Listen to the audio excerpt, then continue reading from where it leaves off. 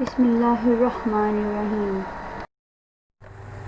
السلام علیکم dear students, میرا نام شمائلہ خالد ہے اور میں لیکچرر سائیکالوجی ہوں government training college for the teachers of blind میں، جو کہ یونیورسٹی آف ایجوکیشن سے ایفیلیٹڈ ہے۔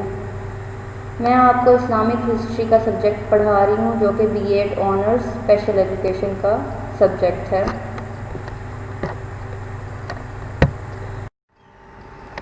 آج ہم اپنا لیکچر نمبر 8 شروع کریں گے۔ جیسا کہ ہم نے یونٹ نمبر 2 شروع کیا ہوا تھا، life of the holy prophet peace be upon him, جس کا نام ہے، تو ہم اسی یونٹ کو ابھی کنٹینیو کیے ہوئے ہیں، تو مزید ہم اس کے بارے میں آج دیکھیں گے۔ Revision of previous topics.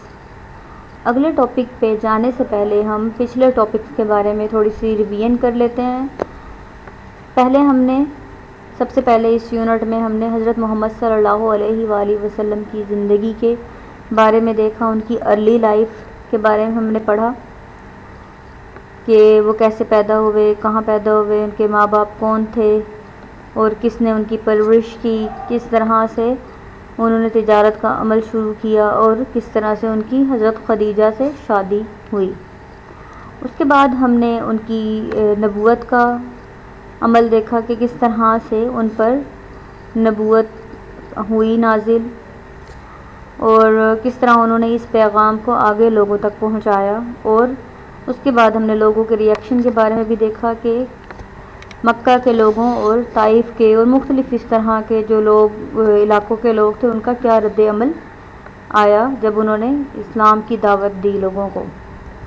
اس کے بعد ہم نے ہجرت دیکھی کہ جب اتنے لوگوں کے مسئلے مسائل سامنے آئے، لوگوں نے اتنی مخالفت کی، وہاں کے جو کافر تھے انہوں نے، تو رسول پاک صلی اللہ علیہ وآلہ وسلم کو اللہ کی طرف سے پیغام آیا کہ تم ہجرت کر جاؤ اپنے مسلمانوں کے ساتھ۔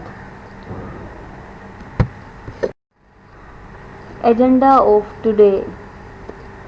آج کا ہمارا جو ایجنڈا ہے وہ ہے ہجرت۔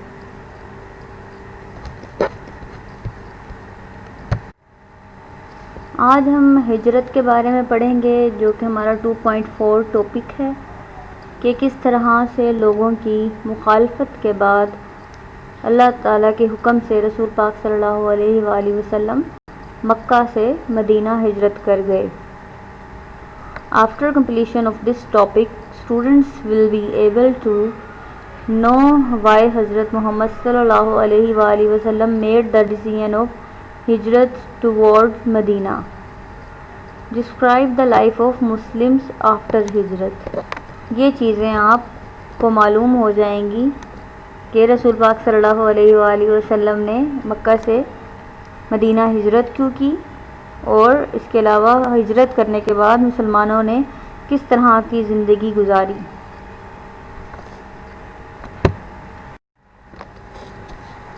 اب ہم اپنا ہجرت کا ٹاپک شروع کرتے ہیں۔ اس میں سب سے پہلے ہم انٹروڈکشن دیکھ لیتے ہیں کہ ہجرت ہوتی کیا ہے۔ The word ہجرا and حجرا both mean leaving from one land to another land. جو یہ لفظ ہے ہجرا اور حجرا، ان دونوں کا ہی مطلب یہ ہے کہ ایک جگہ سے دوسری جگہ جانے کے لیے اپنی پہلی جگہ کو چھوڑ دینا۔ The مہاجرین those that migrated with the Prophet صلی اللہ علیہ وآلہ وسلم is a derivative of this word. رسول پاک صلی اللہ علیہ وآلہ وسلم کے ساتھ جن لوگوں نے ہجرت کی ان کو مہاجرین کہا جاتا ہے، اور یہ اسی لفظ کے لیے یوز ہوتا ہے، مطلب ہجرت کے معنی میں ہی اس کو لیا جاتا ہے کہ مہاجرین جو ہیں وہ رسول پاک صلی اللہ علیہ وآلہ وسلم کے ساتھ ہجرت کر گئے۔ تو یہ جو مہاجرین کا لفظ ہے بیسیکلی وہ ہجرت کے معنی میں استعمال ہو رہا ہوتا ہے، جو ہجرت کرتے ہیں ان کو ہم مہاجر کہتے ہیں۔ جیسے کہ جب انڈیا اور پاکستان کی لڑائی ہوئی 1947 میں، ہماری جو آزادی کی جنگ تھی، تو اس میں انڈیا سے جو لوگ یعنی کہ ہندوستان سے جو لوگ پاکستان آئے ان کو ہم آج تک مہاجرین کے نام سے جانتے ہیں۔ ہم ان کو مہاجرین کہتے ہیں کہ وہ انڈیا سے پاکستان میں ہجرت کر کے آئے تھے. People made hijrah, migrated from one land to another, means that they abandoned the first for the second. ایسے لوگ جو کہ ہجرت کر کے یا مائگریٹ ہو کے ایک جگہ سے دوسری جگہ آتے ہیں، انہیں یہ کھلی چھوٹ ہوتی ہے کہ وہ ایک جگہ سے دوسری جگہ ایزیلی شفٹ ہو سکیں، رہ سکیں. When there occurs the mention of two hijras in the hadith, then it refers to the hijrah made to Abyssinia and the hijrah made to Medina. جب بھی یہ کہا جاتا ہے یا یہ کہیں بھی مینشن کیا جاتا ہے کہ دو ہجرتوں کے بارے میں، کسی بھی حدیث میں جب دو ہجرتوں کا ذکر آتا ہے تو اس میں پہلی ہجرت سے مراد ہے ابیسینیا کی طرف، جو ہجرت کی گئی تھی حبشہ کی طرف. جو پہلی ہجرت اللہ تعالیٰ کے حکم سے رسول پاک صلی اللہ علیہ وآلہ وسلم نے اپنے مسلمانوں کو ابیسینیا کی طرف بھیج دیا تھا، حبشہ کی طرف، جہاں کا بادشاہ نجاشی تھا. تو یہ والی جو ہجرت تھی یہ پہلی ہجرت کہلاتی ہے. اور اس کے بعد جو بڑی لیول کی ہجرت ان کی ہوئی تھی کہ جس میں تمام مسلم ہجرت کر گئے تھے، وہ تھا مدینہ کی طرف. مدینہ کی طرف جو ہجرت ہوئی تھی وہ دوسری ہجرت کہلاتی ہے. ریزنز آف ہجرت ٹورڈز مدینہ. اب جو مکہ سے مدینہ کی طرف ہجرت کی گئی اس کی کیا وجوہات تھی؟ کاؤنسل فار دا پروفٹ محمد صلی اللہ علیہ وآلہ وسلم کلنگ. ایک کاؤنسل بنائی گئی جو کہ حضرت محمد صلی اللہ علیہ وآلہ وسلم کو قتل کرنے کے بارے میں ایک ایگریمنٹ اور ایک معاہدہ بنا رہے تھے. With the advent of 13 years of prophethood, a lot of companions had migrated to Medina.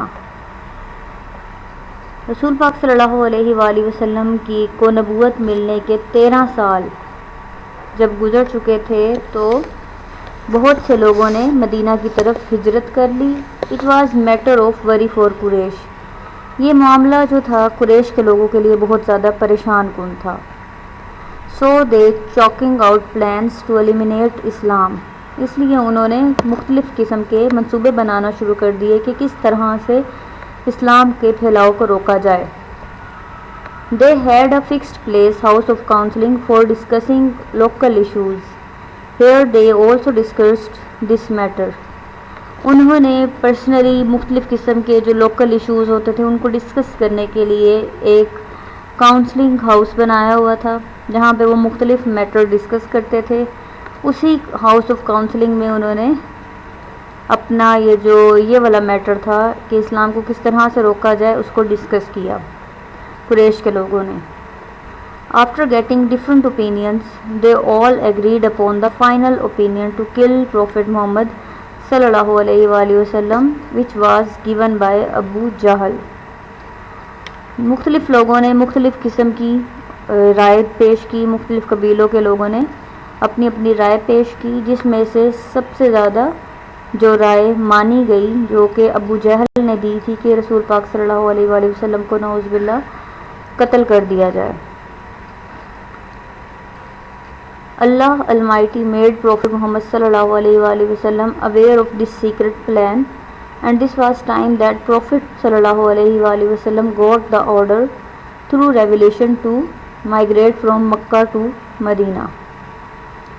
تو اس منصوبے کے بعد اللہ تعالیٰ نے رسول پاک صلی اللہ علیہ وآلہ وسلم کو یہ جو اسلام کے دشمن تھے ان کے اس سیکرٹ پلان جو انہوں نے رازدار قسم کا منصوبہ بنایا تھا رسول پاک صلی اللہ علیہ وآلہ وسلم کے مخالف، تو اس پلان سے رسول پاک صلی اللہ علیہ وآلہ وسلم کو اللہ تعالیٰ نے آگاہ کر دیا اور اللہ تعالیٰ کو وحی کے ذریعے یہ آرڈر اللہ تعالیٰ نے رسول پاک صلی اللہ علیہ وآلہ وسلم کو اپنی وحی نازل کرتے ہوئے یہ حکم جاری کیا کہ وہ مکہ سے مدینہ کی طرف ہجرت کر جائیں.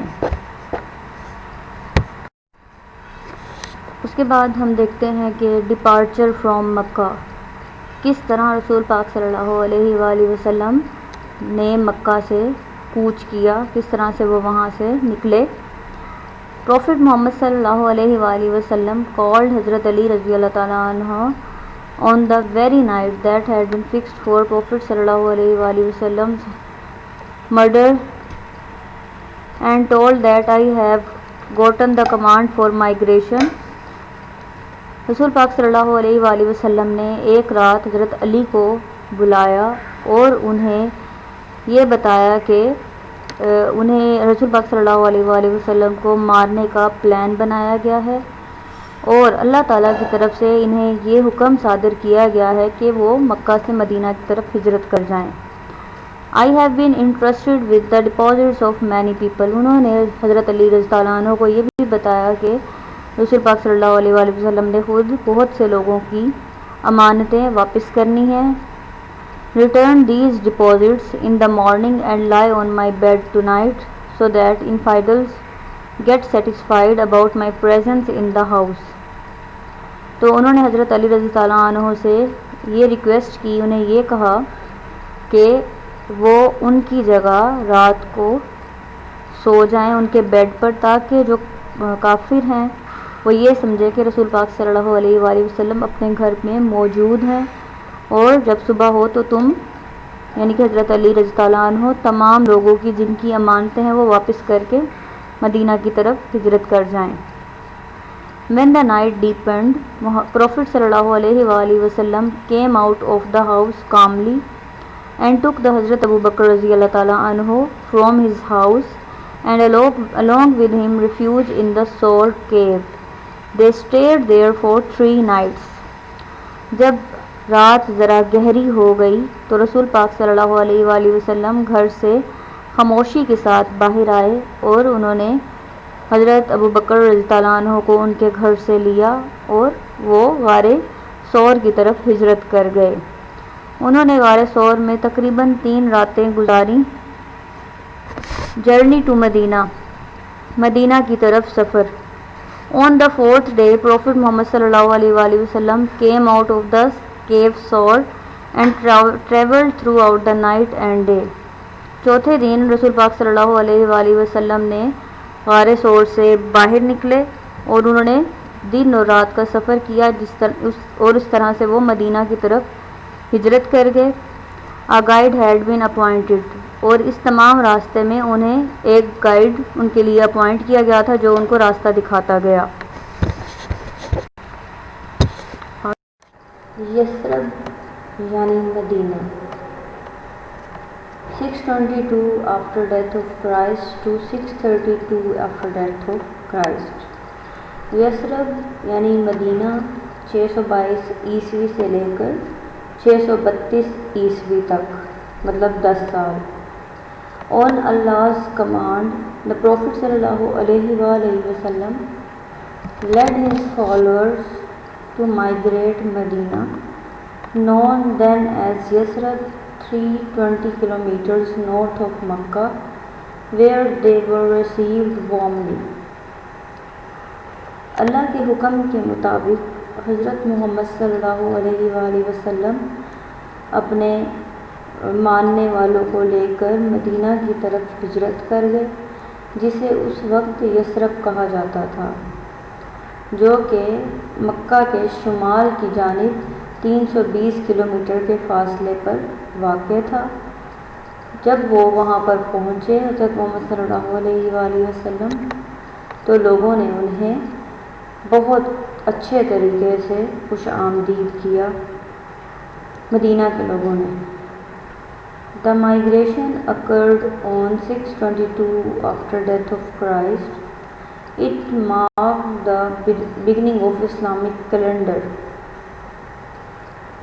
جو کہ مائگریشن تھی، تجارت تھی، وہ 622 عیسوی میں اکرڈ ہوئی، اور جو اسلامی کیلنڈر کی شروعات تھی وہ بھی تبھی سے کی گئی۔ The Islamic calendar is based on lunar months, which Allah says in Surah At-Tawbah verse 36۔ Islamic calendar کا جو شروعات ہوئی وہ مدینہ میں ہجرت کے بعد ہوئی، اور جو اسلامک کیلنڈر تھا وہ بیسیکلی قمری مہینوں پر بیس کرتا تھا، جیسا کہ اللہ تعالیٰ نے سورۃ التوبہ کی 36ویں آیت میں فرمایا۔ حضرت محمد صلی اللہ علیہ وآلہ وسلم went house to house and new society crystallized۔ حضرت محمد صلی اللہ علیہ وآلہ وسلم لوگوں کو دعوت دینے کے لیے گھر سے گھر تک گئے، ہر ایک کے گھر میں گئے، اور انہوں نے اس طرح سے ایک نیا معاشرہ بنایا۔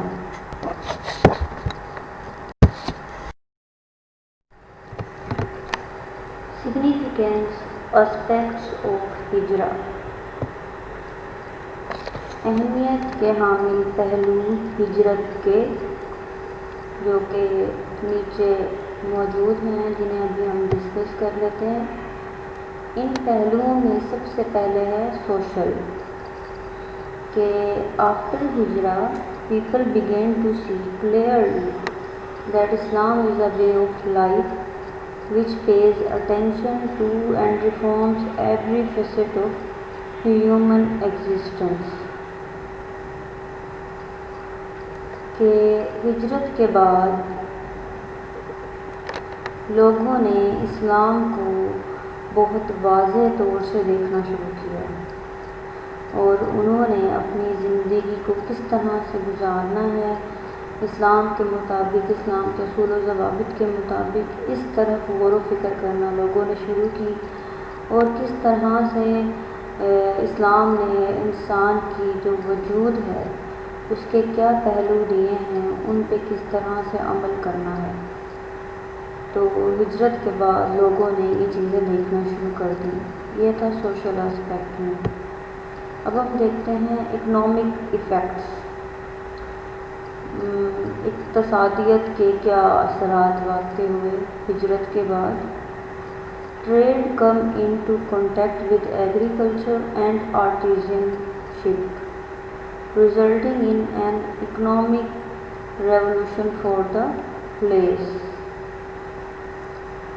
جیسے ہی ہجرت کی تو اس کے بعد جو تجارت کا عمل تھا وہ رابطے میں آ گیا، مطلب زراعت ہو گئی، فن کاری ہو گئی، جیسے کہ ہنرمندی، کاریگری، یہ جناب مطلب یہ چیز زیادہ بڑھنے لگی، تجارت وغیرہ ہجرت کے بعد، اور جس سے کیا ہوا کہ اکنامکلی ایک اچھا انقلاب برپا ہوا، فائدہ ہوا لوگوں کو بہت۔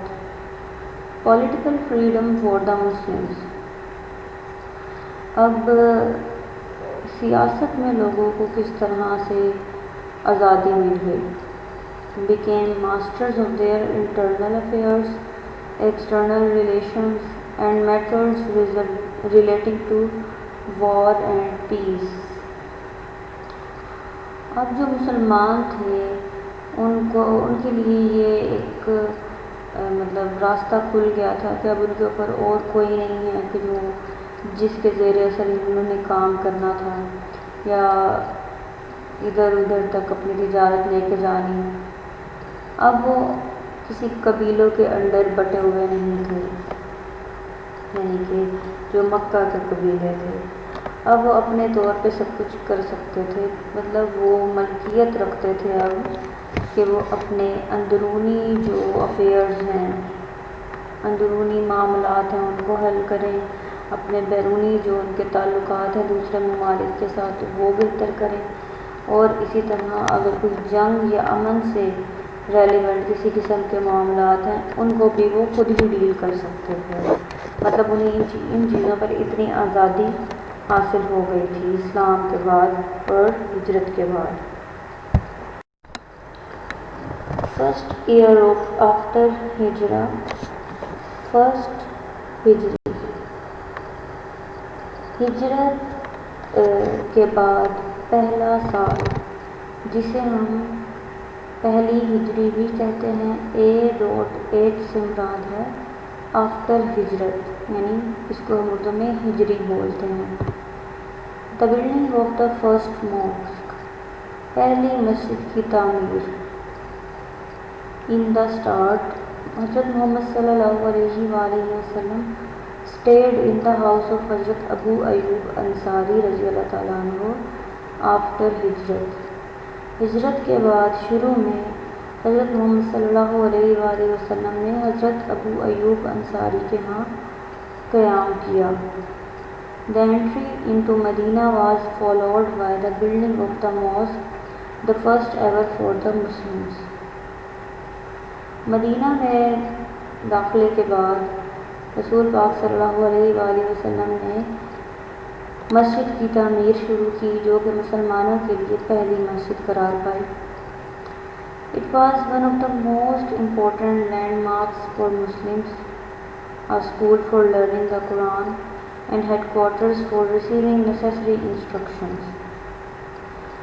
یہ مسلمانوں کے لیے بہت ہی زیادہ اہمیت کی حامل جگہ تھی، جہاں پر وہ اسکول کی تعلیم حاصل کرتے، قرآن کی تعلیم حاصل کرتے، اور یہ ان کے لیے ایک ہیڈ کوارٹر کا کام کرتی، جہاں پہ مختلف قسم کی ہدایات، ضروری ہدایات لوگوں کے لیے جاری کی جاتی تھی۔ It provided a free open atmosphere for the growth of the true faith۔ یہ مسجد، جو یہ جگہ تھی، وہ ایسی فضا مہیا کرتی تھی لوگوں کو جہاں پہ ان کا سچا اور پختہ ایمان پیدا ہو، پروان چڑھے۔ The building was soon constructed of clay and tree trunks with palm leaves۔ اس بلڈنگ کی جو تعمیر کی گئی وہ چکنی مٹی سے، درخت کے وہ جو کھجور کے درخت کے تنوں اور اس کے پتوں کے ساتھ اس کی تعمیر کی گئی۔ The messenger of Allah صلی اللہ علیہ وآلہ وسلم himself took part in the construction۔ رسول پاک صلی اللہ علیہ وآلہ وسلم نے خود بھی اس مسجد کی تعمیر میں حصہ لیا۔ اذان، call for prayer and beginning of Islamic calendar. اذان یا نماز کے لیے بلانا اور اسلامک کیلنڈر کا آغاز۔ حضرت عمر رضی اللہ تعالیٰ عنہ suggested an option of اذان or call for prayer so that the people who would be busy in business transactions would be able to know the timings for prayers۔ حضرت عمر رضی اللہ تعالیٰ عنہ نے حضور پاک صلی اللہ علیہ وآلہ وسلم کو یہ ایک آپشن دیا کہ نماز کے لیے اذان کا آغاز کیا جائے، یعنی کہ لوگوں کو بلانے کا کوئی طریقہ ہونا چاہیے تاکہ جو لوگ کاروباری معاملات میں مصروف ہوتے ہیں انہیں نمازوں کی اوقات کے بارے میں معلوم ہو سکے کہ کس ٹائم پہ آ کر نماز پڑھنی ہے۔ Holy Prophet صلی اللہ علیہ وآلہ وسلم praised his suggestion and assigned him to write the wordings of Azan۔ Later it was approved by revelation۔ حضرت محمد صلی اللہ علیہ وآلہ وسلم نے حضرت عمر کی اس سجیشن کو بہت سراہا، اور انہوں نے رسول پاک صلی اللہ علیہ وآلہ وسلم نے حضرت عمر رضی اللہ تعالیٰ عنہ کے یہ ذمہ لگایا کہ وہ اذان کے الفاظ لکھیں، جو کہ بعد میں وحی کے ذریعے اپروو ہو گئے۔ Then Holy Prophet صلی اللہ علیہ وآلہ وسلم assigned حضرت بلال رضی اللہ تعالیٰ عنہ to learn and proclaim اذان۔ اس کے بعد حضرت محمد صلی اللہ علیہ وآلہ وسلم نے اذان دینے کے لیے حضرت بلال رضی اللہ تعالیٰ عنہ کو چنا اور انہیں ذمہ لگایا کہ وہ اذان کو سیکھیں اور اذان دیں۔ Thus حضرت بلال رضی اللہ تعالیٰ عنہ became the first مؤذن of Islam and Masjid Nabawi. اس طرح سے جو حضرت بلال رضی اللہ تعالیٰ عنہ تھے وہ مسجد نبوی اور اسلام کے پہلے مؤذن قرار پائے۔ انہوں نے اس کے علاوہ جو حضرت عمر رضی اللہ تعالیٰ عنہ نے یہ سجیشن بھی دی کہ اسلامک کیلنڈر کا اجرا کیا جائے، تو اسی طرح ہجرت کے بعد اسلامک کیلنڈر قمری مہینوں کے مطابق جو کہ 12 مہینے تھے اس کے مطابق اس کی شروعات کی گئی۔ سیٹلمنٹ آف مہاجرین اور مواقعات۔ اب جو مہاجرین تھے اور مواقعات یا مواقعات جن کو کہا جاتا ہے، ان کو سیٹل کیسے کیا گیا مدینے میں۔ بیسیکلی مہاجرین تھے کون؟ جو ہجرت کر کے آئے تھے مکہ سے مدینہ کی طرف، انہیں مہاجرین کہا جاتا ہے۔ The role of Muhajirin and Ansars for the cause of Islam was praised by Allah Himself in the Holy Quran and guided to establish muwaqat, a bond of brotherhood, and to live a prosperous and peaceful communal life in Medina. مہاجرین اور جو انصار تھے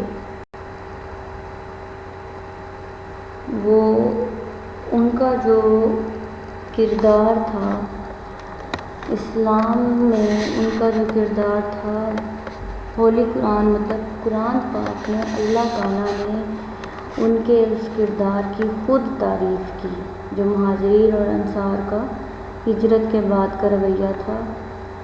اور انہوں نے بھائی چارے مطلب اللہ تعالیٰ نے بھائی چارے کو بڑھانے کے لیے، مطلب مواقعات کہتے ہیں بھائی چارہ، اس کو بڑھانے کے لیے گائیڈنس پرووائڈ کی، ہدایات دی، اور کس طرح سے مدینہ میں وہ خوشی مطلب خوشحالی والی زندگی اور پرسکون زندگی کیسے گزار سکتے ہیں انصار اور مہاجرین، اس بارے میں اللہ تعالیٰ نے قرآن پاک میں مختلف طرح سے ہدایات پیش کی، تو تاکہ مہاجرین اور انصار دونوں مل کر اچھے سے زندگی گزاریں۔ مہاجرین وہ ہیں جو ہجرت کر کے آئے مکہ سے مدینہ کی طرف، اور انصار وہ تھے جو کہ پہلے ہی مدینہ میں رہتے تھے۔ Thus, Holy Prophet sallallahu alaihi wasallam established the first Muslim society by joining one family of Muhajirin with the family of Ansar. حضرت محمد صلی اللہ علیہ وآلہ وسلم نے پہلی مسلمانوں کی ایک جو سوسائٹی، جو ایک معاشرہ تھا وہ بنانا شروع کیا، جس میں انہوں نے مہاجرین کے ایک خاندان کو انصار کے ایک خاندان سے جوڑنا شروع کیا، مطلب یہ دونوں خاندان مل جل کر رہے ہیں۔ Therefore, the event is known as Mawaqat, and the city of Yasrib was named as the city of Prophet sallallahu alaihi wasallam یعنی مدینہ۔ اس واقعے کے بعد کہ جس طرح سے انصار اور مہاجرین کو اکٹھے رکھنے کے واقعے کے بعد یہ جو واقعہ رونما ہوا، اس سارے کو مواقعات کا نام دیا گیا۔ مواقعات بیسیکلی بھائی چارے کو کہتے ہیں، مل جل کر رہنا۔ اور جو سٹی یثرب تھا اسے حضرت محمد صلی اللہ علیہ وآلہ وسلم کا شہر کہا گیا، اور اسے آج مدینے کے نام سے جانا جاتا ہے۔ سیکنڈ ایئر آفٹر ہجرہ، ہجرت کے بعد دوسرا سال، سیکنڈ ہجری اور 623 عیسوی۔ چینج آف قبلہ، ہجرت کے دوسرے سال قبلے کو تبدیل کرنے کا فیصلہ کیا گیا۔ An event of great significance featured in the month of Shaban 2 Hijri February, یہ وہ واقعہ تھا جو کہ شعبان کے مہینے میں 2 ہجری کو واقع ہوا، اور انگلش کے جو اگر مہینے دیکھیں تو وہ فروری کا مہینہ تھا۔ جو قبلے کی تبدیلی تھی وہ یہ تھی کہ پہلے جو نماز ادا کی جاتی تھی وہ مسجد اقصی یعنی کہ بیت المقدس کی طرف منہ کر کے ادا کی جاتی تھی، لیکن اس کے بعد اس کا رخ تبدیل کر کے مسجد حرام یعنی کہ خانہ کعبہ کی طرف کیا گیا۔ تو تب سے اب تک مسجد جو نماز ہے وہ مسجد حرام یعنی کہ خانہ کعبہ کی طرف منہ کر کے ہم ادا کرتے ہیں۔ Once Holy Prophet sallallahu alaihi wasallam got late in reaching Masjid Qibla, the Iqamat was said and the rows of 4 prayers were completed when Holy Prophet sallallahu alaihi wasallam reached and stand in the last center of a new row, having a wish to have the direction of worship towards Masjid Haram. ایک دفعہ حضرت محمد صلی اللہ علیہ وسلم مسجد قبلہ میں کچھ دیر سے پہنچے تو اقامت کے لیے کھڑے ہو چکے تھے امام، اور نماز کے لیے لوگ کھڑے ہو چکے تھے، صفیں مکمل ہو چکی تھی. تو رسول پاک صلی اللہ علیہ وسلم پہنچے اور وہ آخری صف میں درمیان میں کھڑے ہو گئے، اور انہوں نے دل سے ایک خواہش ان کے نکلی، یا جو ان کے دل میں ایک خواہش تھی کہ کاش نماز کا رخ مسجد حرام کی طرف ہو جاتا. اس وقت ان کے دل سے یہ خواہش نکلی. Almighty Allah sent a set of revelation of 2:143 and 2:144 to change the direction of the prayer from Masjid Aqsa to Masjid Haram with immediate effect. تو اسی وقت اللہ تعالیٰ کی طرف سے وحی نازل ہوئی جو کہ سورۃ البقرہ کی 143 اور 144 آیت ہے. اس میں جو قبلے کا رخ تھا وہ مسجد اقصی سے مسجد حرام کی طرف کرنے کے لیے حکم آیا اللہ کی طرف سے وحی کے ذریعے.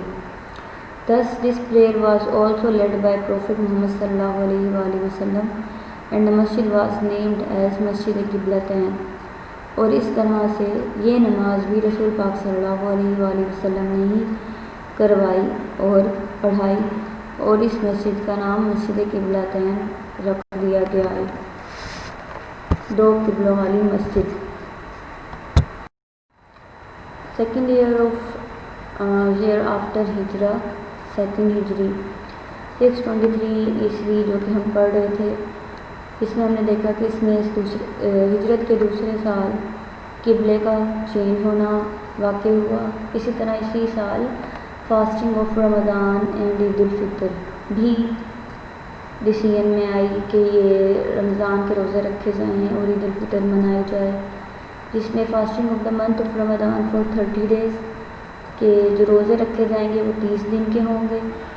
ور ordained as obligatory for the Muslims and the messenger was revealed in 2:183 to 187 of Holy Quran.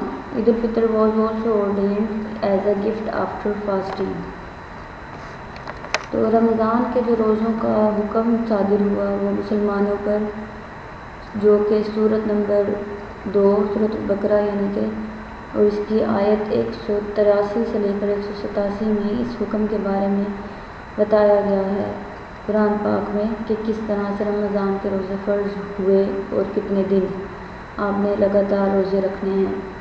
اس کے بعد رمضان کے روزے رکھنے کے بعد عید الفطر ایز اے تحفہ مسلمانوں کو دی گئی کہ وہ ایک دوسرے سے ملیں، اپنے رشتہ داروں سے، باہر والوں سے، دوسروں کا خیال کریں، نئے کپڑے پہنیں، عید کی نماز ادا کریں. پیمنٹ آف زکوٰۃ to purify wealth of the believers after purifying their physics through prayers and fasting. The order for the payment of zakat was also revealed in the verse mentioned therein.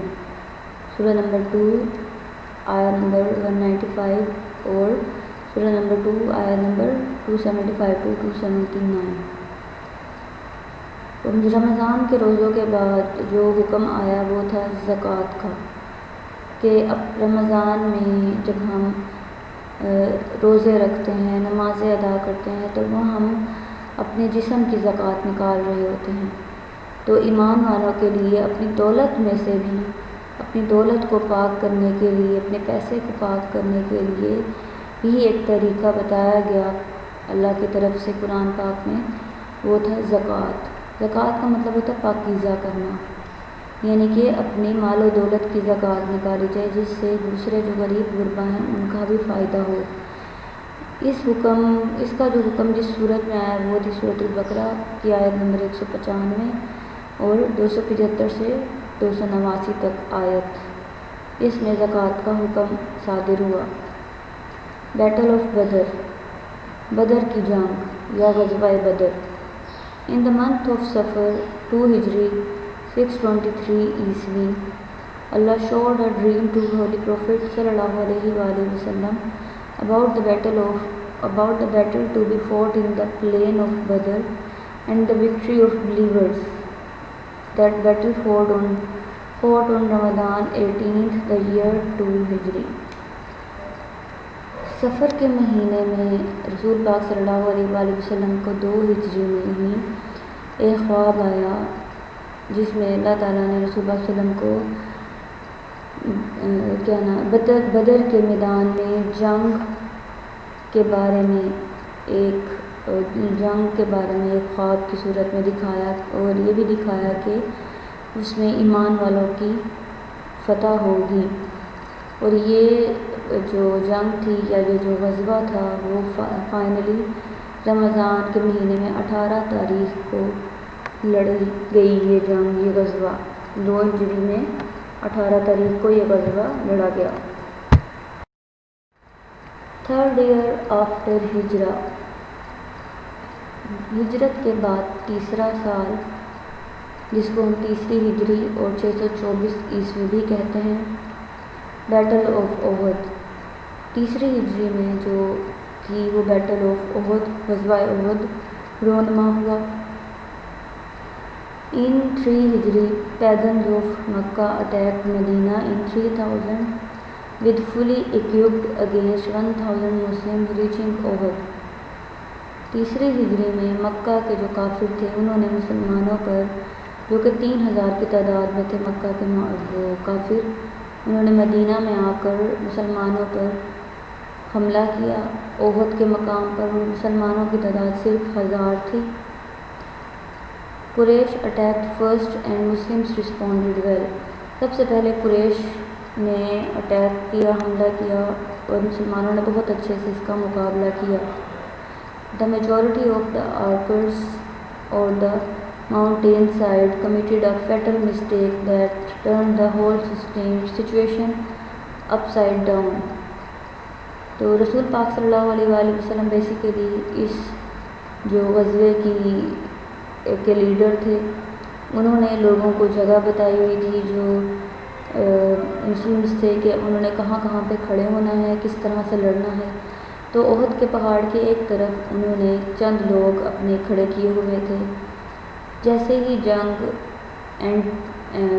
میں مسلمانوں کو لگا کہ قریش کو شکست ہوئی اور قریش پیچھے کو بھاگ گئے ہیں، تو وہ جو احد کے پہاڑ کے پیچھے لوگ تھے وہ واپس باہر نکل آئے. ابھی جو کہ حضرت محمد صلی اللہ علیہ وسلم نے انہیں ایسا کرنے کو نہیں کہا تھا. ان کی اس غلطی کی وجہ سے مسلمانوں کی جو قریش کے لوگ تھے انہوں نے دیکھا جی راستہ صاف ہو گیا، وہ واپس پلٹ کر آ گئے اور انہوں نے دوبارہ سے مسلمانوں پر حملہ کر دیا اور جس کے بہت ہی برے اثرات رونما ہوئے. اس وجہ سے حضرت حمزہ رضی اللہ تعالیٰ عنہ one of the beloved uncle of Holy Prophet صلی اللہ علیہ وسلم was also martyred by a slave of Hinda. اس جنگ میں حضرت محمد صلی اللہ علیہ وسلم کے بہت ہی پیارے چچا حضرت حمزہ رضی اللہ تعالیٰ عنہ شہید ہو گئے ہندا کی جو غلام تھی اس کے ذریعے. اس کے علاوہ ہجرت کے تیسرے سال برتھ آف حضرت امام حسن بھی ہوئی. حضرت امام حسن پیدا ہوئے اس سال میں. 4th year آفٹر ہجرا، ہجرت کا چوتھا سال یعنی کہ ہجرت کے بعد چوتھا سال جسے ہم 4th ہجری اور 625 عیسوی بھی کہتے ہیں. اس میں پروہیبیشن آف ڈرنکنگ ان اسلام نے نوشی پر شراب پینے کے حوالے سے منع قرار دیا کہ یہ اور شراب کو حرام قرار دیا. بیٹل آف بنو نذیر، برتھ آف حضرت امام حسین، اور اسی سال بنو نذیر کی جنگ بھی لڑی گئی اور اسی سال ہی حضرت امام حسین کی پیدائش ہوئی. 5th year آفٹر ہجرا، ہجرت کے بعد 5واں سال سے 5ویں ہجری اور 626 عیسوی بھی کہا جاتا ہے. ریولیوشن آف حجاب، بیٹل آف احزاب، یعنی کہ خندق، بیٹل آف بنی قریظہ، انسیڈنٹ آف افق، ایکیوزل آف حضرت عائشہ۔ ہجرت کے 5ویں سال حجاب کرنے کا حکم آیا کہ جو خواتین ہیں، عورتیں ہیں، وہ حجاب کریں۔ اس کے علاوہ اسی سال غزوہ احزاب یعنی کہ جسے خندق بھی کہا جاتا ہے وہ لڑی گئی۔ اسی سال بنی قریظہ کے ساتھ جنگ بھی لڑی گئی، اور ہجرت کے 5ویں سال ہی افق کا واقعہ بھی واقع ہوا جس میں حضرت عائشہ پر تہمت لگائی گئی تھی۔ 6th year after ہجرہ، ہجرت کے بعد چھٹا سال، جسے ہم 6 ہجری یا 627 عیسوی بھی کہتے ہیں، travel to Mecca, treaty of Hudaybiyyah. اس سال رسول پاک صلی اللہ علیہ وآلہ وسلم نے اپنے مسلمانوں کے ساتھ مکہ کی طرف سفر کیا، جس کا مین مقصد تھا عمرہ کرنا۔ تو راستے میں حبشہ پڑا، تو حبشہ کے جو لوگ تھے حدیبیہ کے، انہوں نے انہیں آگے جانے سے روکنے کی کوشش کی۔ تو خیر اس وجہ سے ایک معاہدہ طے پایا کہ کس طرح سے مسلمان مکہ کی طرف جا سکتے ہیں اور کتنے دن رہیں گے اور کتنے دن بعد واپس آئیں گے، یہ اس معاہدے میں طے پایا۔ 7th year after ہجرہ، ہجرت کا 7واں سال، جس کو 7 ہجری اور 628 عیسوی بھی کہا جاتا ہے، پرفارمنس آف عمرہ، دعویٰ، wrote letters to 10 kings of other countries for invitation of Islam، battle of Khaybar. ہجرت کے 7ویں سال رسول پاک صلی اللہ علیہ وآلہ وسلم نے اپنے فالورز کے ساتھ عمرہ ادا کیا مکہ میں جا کے۔ اس کے بعد انہوں نے مختلف ممالک کے 10 بادشاہوں کو اسلام کی دعوت کے لیے خط لکھے، جس میں سے کچھ بادشاہوں نے اس دعوت کو قبول کیا اور کچھ نے قبول نہ کیا۔ اس کے بعد بیٹل آف خیبر یعنی کہ غزوہ خیبر بھی اسی سال لڑی گئی۔ 8th year after ہجرہ، ہجرت کے بعد 8واں سال، مطلب 8 ہجری 629 عیسوی۔ اب ہم دیکھتے ہیں کہ ہجرت کے 8ویں سال کیا کیا ہوا۔ Battle of Mutah, conquest of Mecca, battle of Hunayn. ہجرت کے 8ویں سال موتا کی جنگ ان کے غزوہ موتا، اور اسی طرح فتح مکہ۔ فتح مکہ بھی اسی سال ہی ہوا، یہ رسول پاک صلی اللہ علیہ وآلہ وسلم نے فائنلی فتح مکہ کو فتح کر لیا۔ اس کے بعد غزوہ حنین بھی اسی سال ہوئی۔ 9th year after ہجرہ، 9 ہجری 630 عیسوی۔ اس سال بیٹل آف تبوک یعنی کہ غزوہ تبوک واقع ہوا۔ 10th year after ہجرہ، 10th ہجری 631 عیسوی۔ ہجرت کے 10ویں سال، departure from Medina to Mecca to perform حجۃ الوداع، فیئرویل سرمن۔ ہجرت کے 10ویں سال رسول پاک صلی اللہ علیہ وآلہ وسلم مدینہ سے مکہ کی طرف گئے اپنا آخری حج ادا کرنے، حجۃ الوداع جس کو کہتے ہیں۔ رسول پاک صلی اللہ علیہ وآلہ وسلم نے یہ حج ادا کیا اور وہاں پہ اپنا فیئرویل سرمن دیا، خطبہ دیا، جس کو ہم خطبہ حجۃ الوداع کے نام سے جانتے ہیں۔ عرفات کے میدان میں رسول پاک صلی اللہ علیہ وآلہ وسلم نے لوگوں کو زندگی گزارنے کے اصول بتائے، اسلام کے بہت سارے پہلو سامنے رکھے، اور انہوں نے اس میں یہ بھی فرمایا کہ ہو سکتا ہے کہ یہ میری آپ سے آخری گفتگو ہو، اور واقعی یہ رسول پاک صلی اللہ علیہ وآلہ وسلم کا آخری خطبہ تھا مسلمانوں کے ساتھ۔ اس کے بعد 11th year after ہجرہ، 11th ہجری 632 عیسوی۔ 11واں سال جب ہجرت کا شروع ہوا تو اس میں رسول پاک صلی اللہ علیہ وآلہ وسلم کا وصال ہو گیا، ربیع الاول کے مہینے میں رسول پاک صلی اللہ علیہ وآلہ وسلم اللہ تعالیٰ سے جا ملے۔